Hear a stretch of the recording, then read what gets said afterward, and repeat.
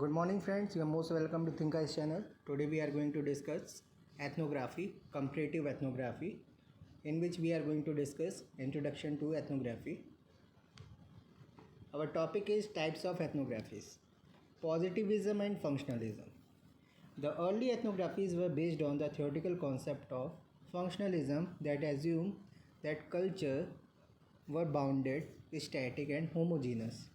The term used was holistic, and the anthropologists would collect data on all aspects of cultures with the assumptions that everything had a role to play in the maintenance of the whole and somehow everything could be shown to have a function. Although excellent ethnographies that are read even today were produced during this period or during that period. The criticism came from several quarters. Firstly, the assumptions of very or every aspect of culture being harmonious and in equilibrium was shown to be more in the mind of the anthropologist than a ground reality. Firstly, the assumptions of every aspect of culture being harmonious and in equilibrium was shown to be more in mind of the anthropologist than a ground reality. Most of the ethnographies were produced by scholars who belonged to the colonizing countries such as England and France, and the communities studied were already under the devastating influence of colonial rule that had played havoc with their population and ways of life. Many had been almost depopulated by diseases brought in by the white population. Many had suffered loss of their ways of life and livelihood, and all were under the impact of the foreign rule.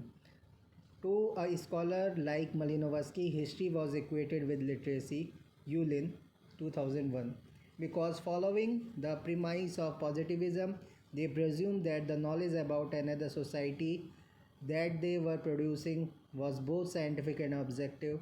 In other words, the history of an illiterate population could at best be conjectural and not the real history of the literate. Further, although he professed that the aim of ethnography was to understand the native way of life and their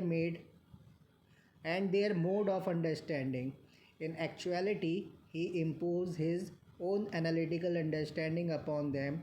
Explain, for example, the role played by magic in gardening activities. Thus, to the positivism anthropologists like Malinowski and Radcliffe Brown, Ivan Pritchard, and Leach, the real illumination of how things worked was with the anthropologist and not with the practitioners of the culture, who, even if logical, were not rational enough to reason why they did things as they did. More critically, many of the things that were said to be true and or had a real existence for them were regarded as only beliefs without any ontological status. Radcliffe Brown likewise gave beautiful description of timeless society of the Andaman Islanders, even as they were almost decimated with measles and other impacts of colonial rule. His analysis also privileged his own objectified view of the universe with no reference to the actual thinking of the native population. The difference between him and Malinowski was that while the latter explained the existence of institutions such as magic and shamanism as fulfilling individual needs, Radcliffe Brown, like Durkheim, focused on the needs of society. The function of the taboos, for example, enhanced the rituals values of things, and such values were always attributed to those things that influenced and cemented social relationship. The beautifully crafted ethnographies with their rich and detailed descriptions of life were thus nothing more than constructs that, as shown later by anthropologists such as Weilsman or Weilmanson, ignored pain, suffering, and misery to highlight equilibrium. The notion of history was brought in the boys or in by boys whose theory of cultural particularism was supported by his contention that the uniqueness of each culture was a product of the history of its history.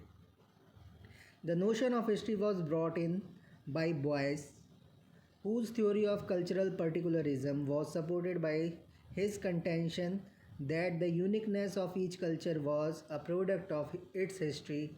Thus, American anthropology had a historical sense right from the beginning and later incorporated the notion of process into that of culture. The emphasis here was also more on culture than on structure. With this cultural approach, anthropology moved towards what came to be known as thick description and an emphasis on meanings as opposed to mere form of relationship.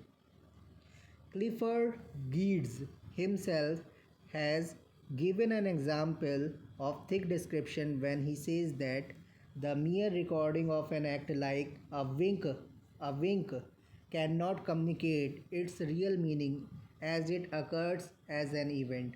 For example, it can be a real wink, wink wink, like communicating directly to the observer, or it can be a theater where an actor masquerading masquerading a wink, or it can be a mere muscle twitched, an involuntary action with no meaning. Thus, any word or expression can also be said with real emotion, with sarcasm, with irony, or as a metaphor. It depends upon the context in which the act is situated, so that in thick description, one not only merely records an action but its relation with its environment, the context in which it takes place, and what the actors and participants have to say about it. These details that make ethnography rich and meaningful make analysis also fruitful. The richer the data, the more qualitative depth it has. The analysis of it will approximate closer to the reality.